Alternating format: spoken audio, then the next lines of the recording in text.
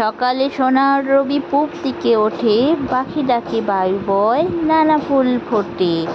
Good morning, সবাই কেমন আছো? আশা করছি সবাই খুব ভালো আছো, আর আমিও ভালো আছি।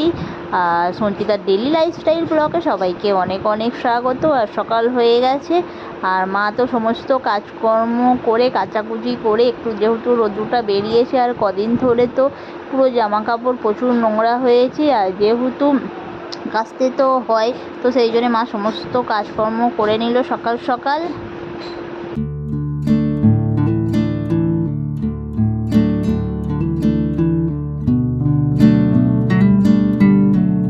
না কি বলো তো, এইদিকে দিচ্ছ, করবে না,